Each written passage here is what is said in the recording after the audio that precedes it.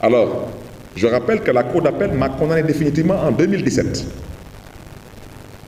2017, on est en quelle année?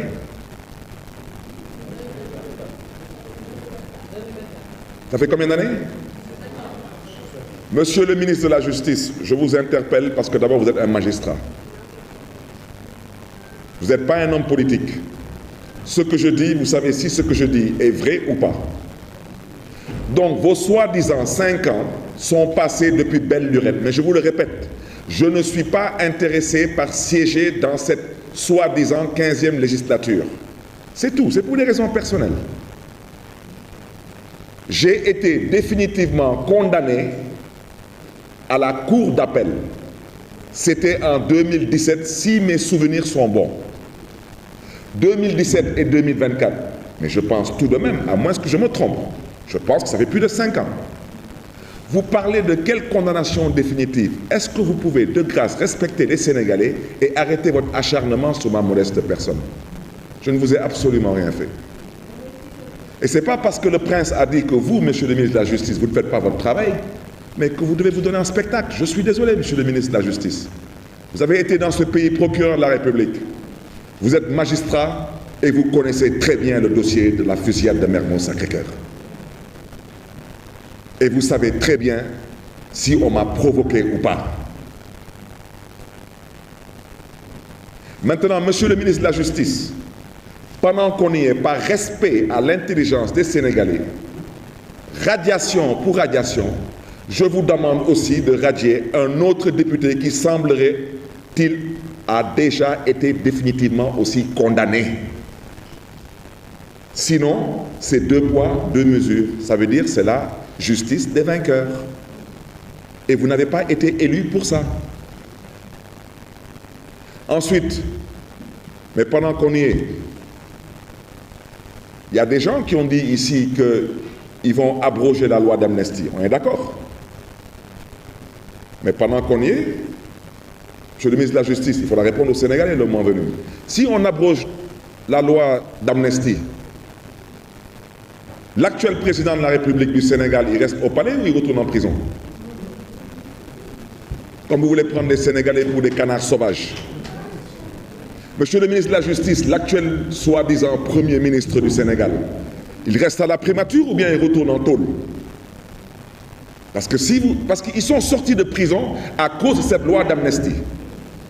Si on abroge la loi d'amnistie, je vous pose seulement la question, il reste en poste ou il retourne en prison? Arrêtez de vous amuser avec l'intelligence des Sénégalais et surtout arrêtez de vous amuser avec la justice. On ne s'amuse pas avec la justice. C'est la raison pour laquelle vous me permettrez de dire que nous avons pris la décision de déposer un recours, pas pour retourner à l'Assemblée nationale, parce que j'ai déjà décidé que je ne siégerai pas dans cette 15e législature, pour des raisons personnelles. Et par respect aux Sénégalaises et aux Sénégalais, je ne souhaiterais pas évoquer ces raisons. Mais nous voudrons aujourd'hui, à travers ce recours, que les Sénégalais puissent voir eux-mêmes si les tenants actuels du pouvoir sont des personnes sérieuses ou pas, des personnes de confiance ou pas, des personnes qui croient en l'état de droit ou pas. Parce que vous ne pouvez pas me radier et laisser d'autres personnes qui sont définitivement condamnées à l'Assemblée nationale, au prétexte que soi-disant, ils auraient suspendu leur mandat. Ils sont eux, condamnés définitivement, et eux, ils ont été condamnés il y a moins de 5 ans. Donc eux, ils méritent d'être radiés, mais pas moi. Moi, j'ai été condamné il y a plus de 5 ans. Et je le répète, la condamnation définitive, c'est celle qui est prononcée par la Cour d'appel et non par la Cour suprême. La Cour suprême ne juge pas. Et vous savez très bien de quoi je parle. Et tous les experts du droit peuvent confirmer ce que je dis.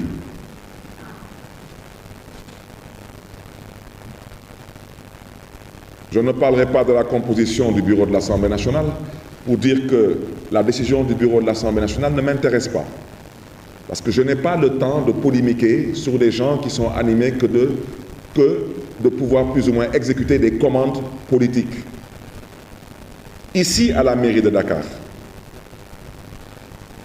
le maire de Dakar il est élu au suffrage direct. Le président de l'Assemblée nationale du Sénégal n'est pas élu au suffrage direct. Quand le maire de Dakar est élu au suffrage direct, les autres membres du bureau sont élus au suffrage indirect. C'est pourquoi ici, le premier adjoint était un homme. Cette même justice nous a dit ce bureau n'est pas valable, vous devez le reprendre. Voici ce qui nous a poussé à reprendre la composition du bureau municipal de la ville de Dakar. Alors, l'Assemblée nationale, qui est supposée être aujourd'hui le berceau de la vertu, eh bien, eux, ils décident de violer la loi sur la parité. Et c'est eux-mêmes qui ont voté la loi sur la parité. Alors, vous voulez que je pense quoi de leur décision du bureau de l'Assemblée? Vous m'excuserez, je n'ai que du mépris envers cette décision. Je terminerai par le troisième point. Le troisième point, ça concerne la mairie de Dakar. Alors là, je voudrais que les choses soient bien dites. Il y a des choses qui sont passées à l'Assemblée nationale. Il y a des choses qui sont passées ailleurs. Ce qu'ils ont envie de faire à la mairie de Dakar, je tiens à vous le dire tout de suite, nous n'accepterons pas. Nous n'accepterons pas parce que nous sommes nés dans ce pays, nous avons grandi dans ce pays, nous sommes dans ce pays devenus des responsables à la sueur de notre front, et il y a des choses que nous n'accepterons pas venant de qui que ce soit. Et ce que j'ai à dire ici, je veux que ce soit entendu de tous, et que ce soit surtout bien entendu au niveau de la communauté internationale. Parce que ceux qui pensent que le Sénégal est autre chose qu'une république, l'apprendront à leurs dépens. Le Sénégal est une république. L'état de droit, vous avez la responsabilité de le respecter, l'état de droit. Vous avez la responsabilité de respecter et de faire respecter les textes et les lois qui sont en vigueur dans ce pays et qui font de ce pays un état de droit. Vous pouvez vous débarrasser de n'importe quel député dans un mandat en cours s'il est définitivement condamné pour un délit ou pour un crime. Comme il y a certaines personnes qui semblent ne pas connaître les textes, me permettrai de leur rappeler l'article 135 du Code général des collectivités locales, qui stipule que lorsque le maire ou tout autre conseiller municipal est condamné pour crime, je le répète, pour crime, virgule, sa révocation est de droit. Je vous invite à retourner voir les arrêtés qui ont été rendus dans l'affaire de la fusillade de Mermoz-Sacré-Cœur. Je n'ai pas été condamné pour crime, j'ai été condamné pour un délit. Ce n'est pas un crime. Et je parle français. Maintenant, ceux qui ont décidé d'interpréter le français pour voir comment chercher les voies et moyens pour m'enlever de mon poste de maire de la ville de Dakar, je souhaiterais leur dire tout de suite, dès à présent, que je ne l'accepterai pas. Et je n'irai pas plus loin que ça.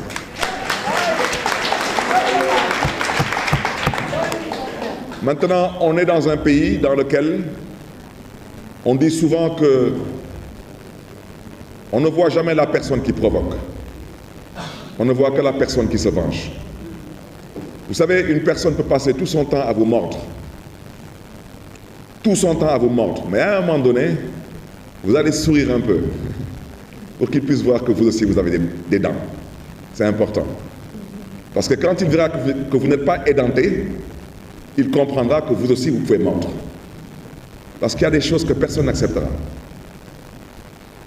Je souhaiterais leur dire et surtout interpeller les bailleurs de fonds, les partenaires techniques et financiers de ce pays. Parce que le Sénégal est un État aujourd'hui qui est respecté et respectable parce qu'il respecte certains critères. On ne peut pas passer son temps dans une république à décider d'enlever à d'honnêtes citoyens leur mandat électif seulement parce qu'on a décidé qu'on est fâché et qu'on veut soi-disant, on veut se venger. Si vous êtes fâché, c'est votre problème. Et si vous voulez vous venger, c'est aussi votre problème.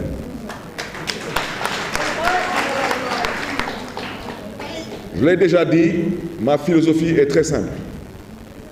Ku jëf jël, ku ñàkk jëriñu, ku mer bokko.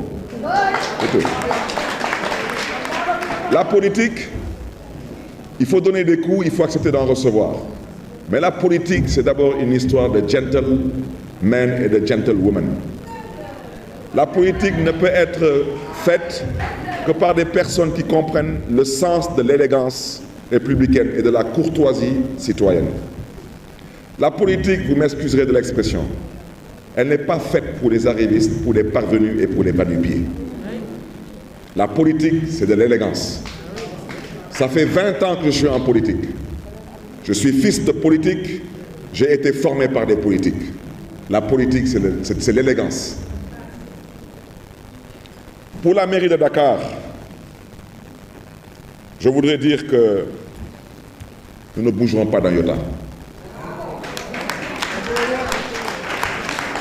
Maintenant, nous sommes des citoyens, nous vivons dans une république et nous savons ce que l'État a le droit de faire. L'État a le droit d'envoyer des inspections. Ça, vous en êtes totalement libre.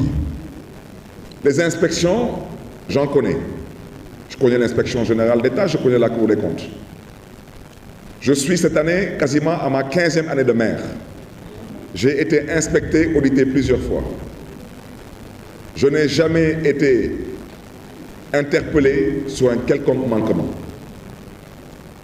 Ce n'est pas aujourd'hui que parce que quelqu'un est fâché et que quelqu'un veut se venger que, soi-disant, on va décider subitement que je suis devenu un voleur ou un escroc. Je ne l'accepterai pas non plus. Maintenant, ce que je dis, je veux que les choses soient très claires. Je n'aimerais pas que demain on dise encore que Barthélémy est une personne violente. Barthélémy n'est pas violent. Mais je ne me laisserai pas marcher sur les pieds. Et quiconque a un problème avec ce que je dis, son problème n'est pas le mien. Parce que moi, mon problème, c'est le mandat que les Dakaroises et Dakarois m'ont confié. Et depuis que le Sénégal existe, jamais un maire n'a eu à faire un bilan à mi-parcours. Jamais, depuis que le Sénégal existe, jamais un maire n'a construit ici un centre de dialyse. Et le plus grand centre de dialyse du Sénégal. Depuis que le Sénégal existe, un maire n'a jamais construit un lycée scientifique et technique. Et je peux continuer parce que, comme disent les Wolofs, ça vaut du faute bopam. Je suis très fier de mon bilan à mi-parcours. Et je l'ai dit aux Dakaroises et aux Dakarois, je n'en ai pas encore terminé avec vous. Maintenant, malheureusement, ceux qui ont été maires dans leur commune et qui sont incapables d'être capables de montrer même un rond-point qu'ils ont eu à peut-être peindre ou à nettoyer, et qui passent tout leur temps de la mairie au pouvoir exécutif à parler d'opérations de nettoiement 7-7L, ça c'est pour les ASC. Vous comprenez, quand on est président de la République ou on est Premier ministre et on parle de 7-7L, c'est que franchement, on n'a absolument rien à faire à ce poste de responsabilité.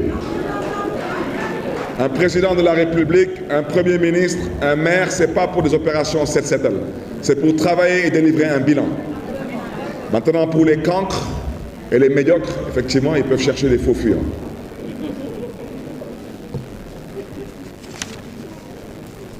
Je terminerai en disant une chose. Par la grâce de Dieu, auditez la mairie de Dakar autant que vous voulez. Nous sommes fiers de ce que nous avons fait. Nous n'avons pas terminé de travailler pour Dakar. Et ce n'est pas vous qui allez nous empêcher de servir Dakar. Nous, nous sommes nés à Dakar. Nous, nous avons grandi à Dakar. Nous, on habite Dakar et nous, nous sommes des Dakarois. Maintenant, Dakar, tout Sénégalais est Dakarois. Parce que vous soyez du nord, du sud, de l'est, de l'ouest, du centre, Dakar est votre capitale. On a de complexes envers aucun citoyen d'aucune contrée du Sénégal. Mais que ceux qui ont des complexes envers les Dakarois et les boys Dakar, on les invite à la tenue et à la retenue. Je terminerai mon propos par dire à l'endroit des tenants actuels du pouvoir. Je constate avec amertume, comme la plupart des Sénégalais, votre incompétence. votre incapabilité et votre incapacité éventuellement à pouvoir délivrer, à pouvoir tenir vos promesses. Mais je ne suis pas votre ennemi. Je ne suis pas à l'origine de vos problèmes. Vous avez un problème, pour ne pas dire un problème de 3 ordres. Votre premier problème, c'est d'abord de combattre la vie chère. Vous avez été élu pour ça. Ne l'oubliez pas et arrêtez de divertir les Sénégalaises et les Sénégalais. Vous n'avez pas été élu pour combattre Barthélémy Diaz. Vous n'avez surtout pas été élu pour vous mettre ici à mettre en avant la justice des vainqueurs. Vous n'avez pas non plus été élu pour chercher aujourd'hui à vous accaparer de la mairie de Dakar par une voie autre que la voie démocratique et électorale. Votre deuxième problème, c'est que vous devez d'abord trouver de l'emploi aux jeunes. Vous avez promis ça aux jeunes. Vous avez promis aux jeunes que l'immigration clandestine serait un vieux souvenir. Et votre troisième problème, c'est surtout de pouvoir relancer l'économie et le social. Depuis que le Sénégal existe, c'est la première fois qu'un bailleur de fonds, partenaire financier du Sénégal, de l'envergure du Fonds monétaire international, qui se permet de dire qu'il suspend l'aide au développement du Sénégal jusqu'en juin 2025. C'est d'une extrême gravité et ça veut dire ce que ça veut dire. Aujourd'hui, pour que l'Union européenne prenne la décision qui est la sienne sur les licences de pêche,